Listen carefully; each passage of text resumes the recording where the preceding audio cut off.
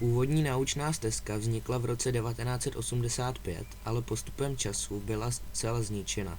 Novou stezku po částečně jiné trase vytvořili v roce 2008 pracovníci CEV Zvoneček z Vraného nad Vltavou s podporou obcí Zvole a Vrané nad Vltavou, ČSOP a RWE Transgas Net. Stezka má celkem 14 zastávek. Přírodní rezervace má celkovou rozlohu 47 hektarů a nachází se v nadmořské výšce 195 až 327 metrů nad mořem. Ochrana území je zaměřena zejména na teplomilné ekosystémy skalních stepí a zakrslých doubrav. Chráněné jsou i skalní výchozy nad Vltavou. Ještě před zhruba 50 až 60 lety zde byly pouze pastviny s občasně roztroušenými duby, které zde zůstaly jako připomínka pařezinového hospodaření.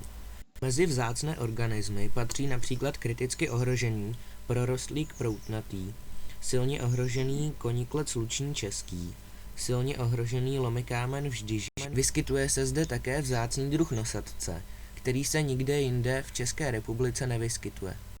Kostel svaté Markéty je postaven na místě staršího gotického kostela, barokně přestavěného a zbořeného roku 1882. Nový kostel byl dokončen pravděpodobně v roce 1894. Je pseudogotický a byl postaven podle návrhu Josefa Mockera. Je jednolodní, obdélný s mnohoúhelně ukončeným presbytářem a s věží v západním průčelí. Presbytář byl sklenut křížovou žebrovou klenbou, zbytek plochostropý. Na hlavním oltáři je obraz svaté Markéty od F. sekvence a kopie z Breslavské Madony od Zikmunda Rudla. Historické prameny dokládají, že obec byla založena Divišem z Všechrom v letech 1260 až 1272 nejvyšším trůkasem u dvora českého krále Přemysla Otakara II.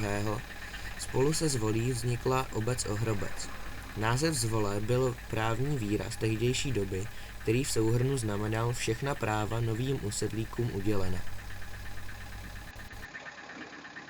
Jedná se o prudké pravobřežní svahy Vltavského kaňonu s převažující JZZ orientací. Roste zde velké množství vzácných druhů rostlin, například prsnatec bezový nebo koniklec luční. Hlavním důvodem ochrany území je výskyt přástevníka kostivalového.